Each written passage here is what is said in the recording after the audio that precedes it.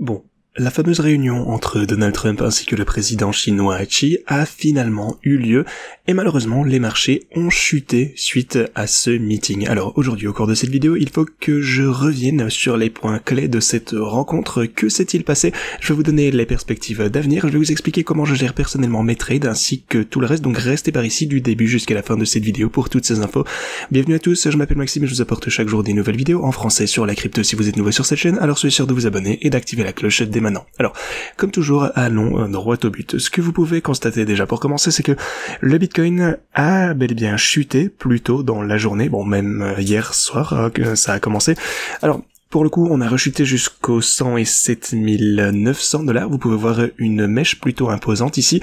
Et maintenant, finalement, on a eu un rebond. En fait, vous pouvez voir que ma ligne orange aux presque 110 000 $ soutient la chandelle actuellement. Et cette dernière semble vouloir continuer cette progression pour continuer à remonter du côté du Bitcoin. Alors, pourquoi est-ce qu'on a observé cette rechute? Eh bien, pourquoi surtout est-ce qu'on est en train de remonter finalement directement après? Eh bien, j'y reviendrai dans un instant. Mais tout d'abord, on va jeter un coup d'œil rapide à l'analyse technique. Si on prend un peu de recul, vous pouvez constater qu'on n'a toujours pas dépassé le seuil des 115 300 $. On l'a légèrement dépassé ici, mais on a eu ensuite un repli, donc pour le coup, la clôture n'a pas encore été, nous a pas permis de dépasser le précédent sommet, donc c'est un point important à retenir. Même constat du côté d'Ethereum, on n'a pas réussi à dépasser les 4000 $. Quant à Solana, on n'a pas non plus réussi à dépasser les 196 ici. Quant à Dogecoin, on latéralise toujours. En fait, de nombreuses cryptos, surtout les altcoins, ne font pas grand chose. On a XRP ici, donc latéralisation, on a BNB également, majoritairement de la latéralisation.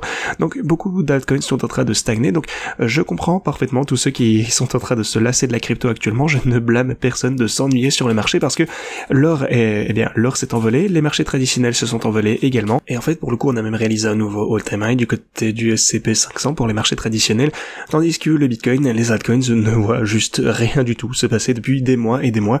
Donc, évidemment, tout le monde s'ennuie, donc je ne blâme personne. La crypto a été absolument abominable pour ce cycle, je pense, en général. Mais quoi qu'il en soit, comme je vous le disais, je pense vraiment que l'argent va affluer de l'or vers le S&P 500 et puis vers le Bitcoin. Donc on n'a pas encore vu ce phénomène se produire, mais je pense que ça va arriver. C'est pas un conseil financier bien entendu, c'est juste mon opinion. Je suis vraiment persuadé que ça va arriver à la fin de ce cycle. Deuxièmement, lorsque tout le monde s'ennuie, c'est précisément là qu'il faut commencer à être attentif parce que c'est à ce moment-là que certains profitent de cet ennui, pour vendre. Ils n'acceptent pas que les marchés, puissent remonter après. C'est à ce moment-là qu'on recommence à pumper. Donc je reste convaincu que les prix vont augmenter vers 2026, qu'on risque de voir le sommet de ce cycle dans les quelques prochains mois. Donc voilà, je n'ai aucune raison de modifier mon analyse pour le moment, même si c'est vrai que rien ne se passe. Alors si vous examinez mes stratégies de trading, alors on est toujours en positif de 1,4 million grâce à la volatilité qu'on peut voir actuellement. On accentue les gains dernièrement également, donc tout ça c'est super positif. On réalise de plus en plus de gains à chaque jour qui passe, et bien entendu, étant donné que les prix forcément ont diminué, les positions sont en négatif, mais lorsque finalement on va pouvoir remonter, je sais pas, par exemple aux 120 000 $, on verra des gains supérieurs par rapport au simple fait d'avoir holdé.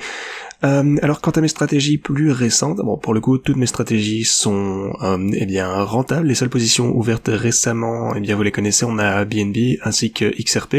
On est en baisse de 10 000 $, mais l'algorithme continue de générer toujours plus de gains, donc c'est toujours encourageant. Quant à BNB, on a également chuté de 14 000, mais voilà, j'ai déjà gagné près de 2 000 $ grâce à l'algorithme simplement. Donc une fois que le cours va pouvoir remonter, vous pouvez voir que mon prix actuel moyen est de 1120, quelque chose comme ceci. Donc voilà. Je suis en train de faire chuter mon prix moyen d'achat pour BNB, je prendrai donc des bénéfices à la hausse, donc je ne suis pas du tout inquiet, je pense que BNB va continuer à progresser, et n'oublie pas, en fait c'est exactement ça qu'on recherche pour le coup, on veut voir ce genre de pullback, c'est à ce moment-là qu'on verra le plus de gains, on achète à la baisse et on prend nos bénéfices à la hausse, donc je pense vraiment que tout se déroule toujours comme prévu. J'ajoute un petit peu de marge ici pour éviter la liquidation, et pour réduire mon effet de levier en quelque sorte, bien entendu. Donc voilà, ceci étant dit, si vous souhaitez utiliser mes stratégies de trading, vous trouverez tous les liens pour vous inscrire ici en description. Tout d'abord, inscrivez-vous sur Pionex, qui est selon moi la meilleure plateforme d'échange, et vous trouverez également mes stratégies ici. J'ajouterai d'ailleurs tous les autres liens de ce côté.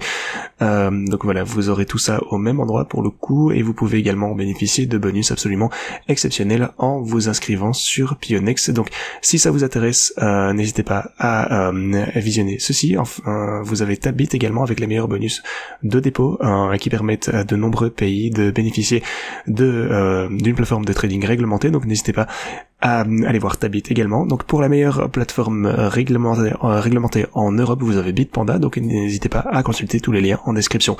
Ceci dit, continuons parce que alors tout d'abord, vous savez quoi, on va parler de la Fed. Alors ce qui s'est passé hier, c'est que la Fed a annoncé une baisse des taux d'intérêt de 25 points de base. Ça, c'est exactement ce qui avait été prévu. De plus, elle a annoncé la fin de la réduction de leur bilan le 1er décembre. Donc jusque là tout va bien. Le seul problème, c'est que Jérôme Powell a adopté un discours plutôt restrictif pour le coup, et ça a déplu au marché. Il a appelé à la prudence une fois encore, affirmant que l'inflation, pour le coup, n'était pas un problème majeur. Bon, c'est assez contradictoire.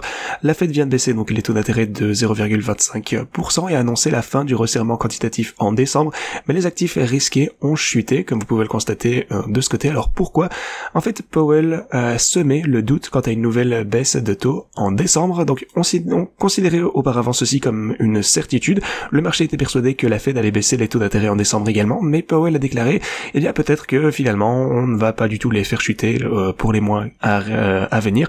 Il a également indiqué que certains responsables de la Fed estiment désormais que le taux directeur est en zone neutre et que la Fed devrait prendre du recul en reportant peut-être la baisse des taux à plus tard.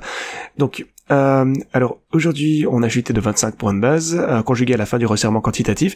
Généralement c'était attendu. Une partie des ventes pour le coup s'explique par la prise des bénéfices des prêts positionnés. Donc c'est également à cela que le marché a réagi. On verra bien. Powell a également affirmé qu'il existe un scénario raisonnable concernant les droits de douane, laissant penser que l'inflation est en quelque sorte déjà maîtrisée ou le serait bientôt. En effet, on s'attendait à une hausse de l'inflation à cause des droits de douane bien entendu, mais la Fed en quelque sorte considère ceci comme un phénomène ponctuel qui n'arriverait qu'une fois. Donc on verra bien, peut-être que la situation va se résorber rapidement. Il affirme que l'inflation n'est plus une préoccupation majeure. Alors quelle est la réaction du marché face à ces annonces? Le marché anticipe toujours une nouvelle baisse des taux d'intérêt de 25 points de base par la Fed en décembre. Cependant, 30% des investisseurs pensent désormais qu'ils vont les maintenir inchangés.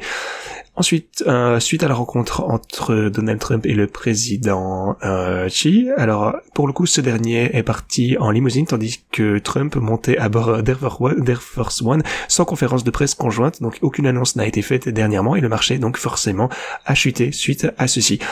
Ensuite, quelques éléments positifs sont tout de même apparus après ceci. Trump a également annoncé une réduction des droits de douane sur le fentanyl chinois, le faisant passer de 20 à 10%. La Chine a également déclaré qu'elle n'imposerait pas de contrôle sur les terres rares visiblement, et par ailleurs on a d'autres annonces qui seraient possibles à venir prochainement, notamment la perspective d'un nouvel accord commercial. Alors si tel est le cas, je pense que le Bitcoin va pumper ainsi que le reste des cryptos bien entendu. Donc c'est un petit peu la situation actuelle.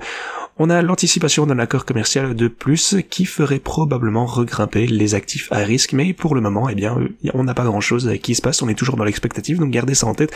N'oublie pas non plus que la Fed a baissé ses taux d'intérêt alors que le S&P 500 était à un niveau record, et ça s'est produit 5 fois précédemment lors des 4 précédentes itérations, sans compter la fois actuellement pour le coup. Le S&P a clôturé 12 mois plus tard largement en hausse, environ 20% plus haut que lorsque ça s'est dépassé, donc gardez ça en tête également.